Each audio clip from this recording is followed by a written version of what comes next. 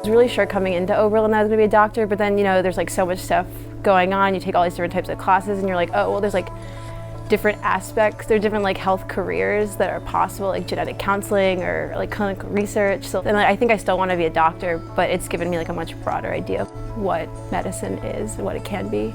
Well, I think I've focused a lot on the volunteering aspect because obviously as an undergrad you can't see patients, but you can do a lot of shadowing. And so I volunteered at Bellevue Hospital in Manhattan in the children's clinic, like reading in a program called Reach Out and Read. So we focus on teaching parents how to read to their kids because a lot of the people that come into Bellevue Hospital are immigrants and that English might not be their first language, and a lot of them are really hesitant because they don't want to read to their kids in a wrong way, and some of them don't think it's okay to read to their kids in their native languages. So we distribute books in Spanish, French, Creole, any language you could possibly think of we have. So we show parents that's okay and that you don't necessarily have to speak English well in order to teach your kids. And then this past summer I worked at UPenn at the Women's Health Research Clinic. So I worked in urogynecology and oncofertility as a research coordinator. I get to go see surgeries, I get to shadow doctors.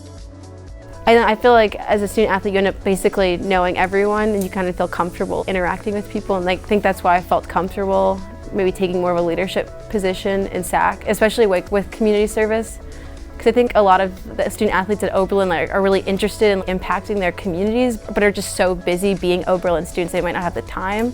So I think organizing community service through athletics is a great way of showing student athletes that they have time to do what they've been meaning to do. And this semester I'm starting to do research with Professor Taylor Allen in the biology department, and over the summer I'd be interested in working with Professor Rhino in biochemistry. So I think at Oberlin all the science departments are big enough to have really interesting research going on, but are small enough where I feel like I can actually get involved. I'm a biochemistry major, but I can do research in the biology department. So I think that's been really cool.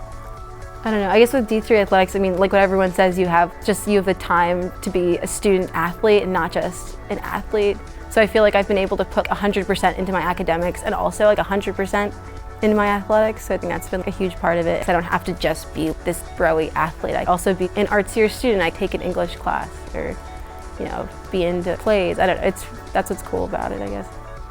Yeah, well, I think Oberlin's made me a really well-rounded person. I think a lot of people, especially who are going into pre-med, focus on the science aspect of being a doctor, and I think that's obviously very important, but I feel like I've also been taught to focus a lot on people's lives, how doctors can be advocates for their patients, and I think Oberlin has taught me a lot about listening to people and not just looking at something from one side, but looking at people holistically.